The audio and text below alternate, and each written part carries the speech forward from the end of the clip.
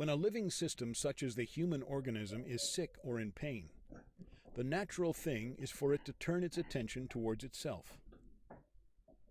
I know from my own experience that when I was suffering from depression, it was very hard for me to pay attention to anyone else's situation or feelings.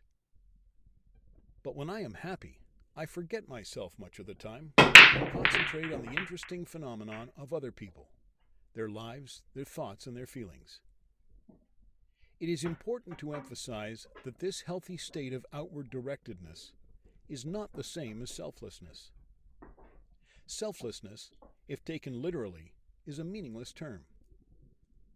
If we had no self, we would not exist, since the term self is our expression for the totality of which we consist. But we use the term selfless as an opposite to selfish, i.e., to describe a state of mind in which the needs of others take precedence over our own needs. Such a state of mind can occur during an emergency, when an individual will risk their life to save someone else. Or it can be a state of mind consciously cultivated through an effort to repress or transcend selfish impulses. But this is the problem with the concept when it comes to trying to understand the nature of the healthy psyche. We can understand the pathological nature of selfishness. But to assume that selflessness is the epitome of the psychological health of the individual carries the danger that we may feel that being healthy means repressing our personal needs or desires in favor of those of others. This would just be swapping one form of sickness for another. Our selfishness is not wrong. It is appropriate when we are sick and suffering to concentrate on addressing our need for relief from this state. The only problem is that we don't know how to best help ourselves. We are able to give comfort to ourselves through distraction and materialism, and this is what we should do in the absence of a cure. This is the equivalent of taking aspirin when we have a fever. It won't cure the problem, but it will make us feel better in the meantime. The aim here is to clarify the nature of the illness and identify practical approaches to treatment which address the root cause.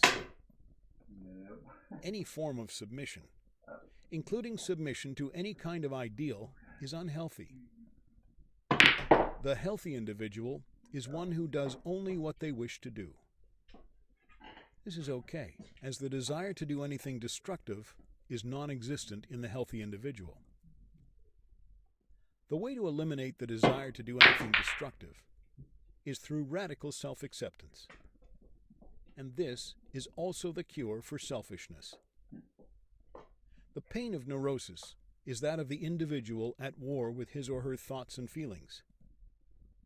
The path to healing is to learn to accept our thoughts and feelings unconditionally. We live in a society in which hostility and selfishness are the norm. We live in a profoundly neurotic society. Now, to say that our society is a neurotic one, and that neurosis is the norm, may seem ludicrous or even offensive. But there is a simple test you can use to discover whether or not you are neurotic. Is your mind more like a playground or more like a prison? If it is more like a prison, then you are neurotic. But don't worry. This book is a get-out-of-jail-free card and a passport back into the playground. What I am not. Let me explain here that I have never done any academic training in the field of psychology. I'm not an expert, at least in that sense. I'm an individual who has suffered greatly from depression throughout a significant portion of my life, and I've been diagnosed as being bipolar, having experienced several psychotic breakdowns. The thinking which has led to the ideas I express here has been driven by two things.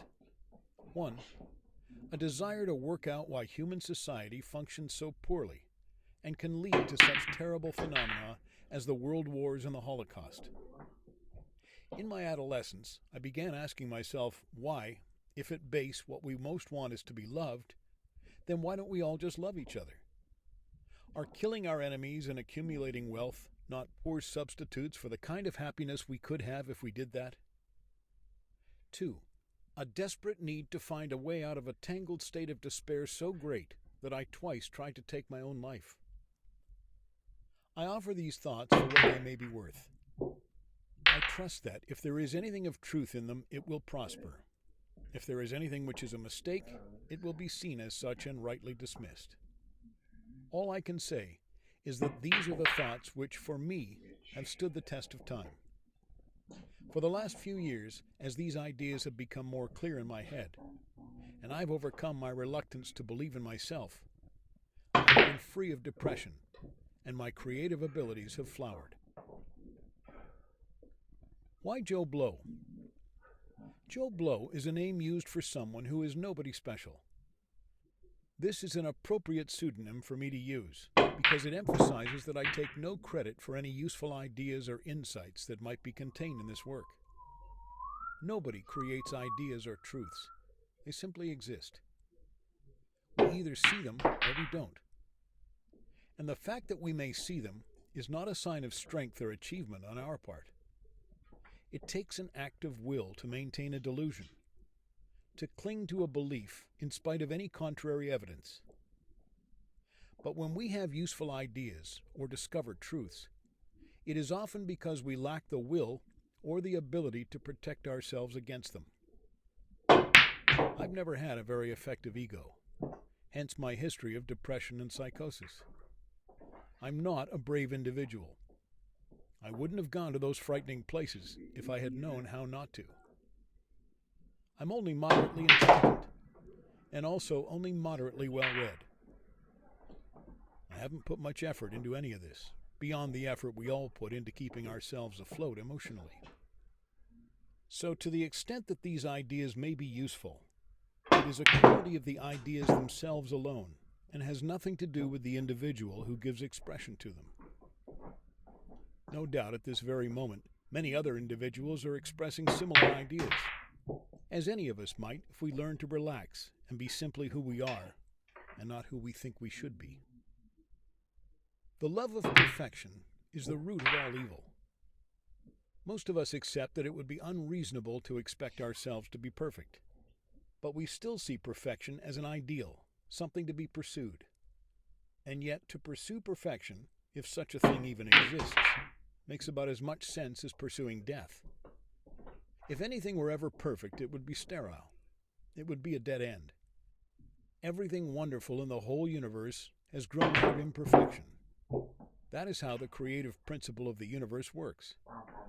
The universe is a system, a network of energy, some of which behaves in a particular kind of orderly way that we refer to as matter. This matter exists in a web of action and interaction with other matter and forms of energy. And some of that matter is alive and operating under its own internal direction as a subsystem of the whole. And the most complex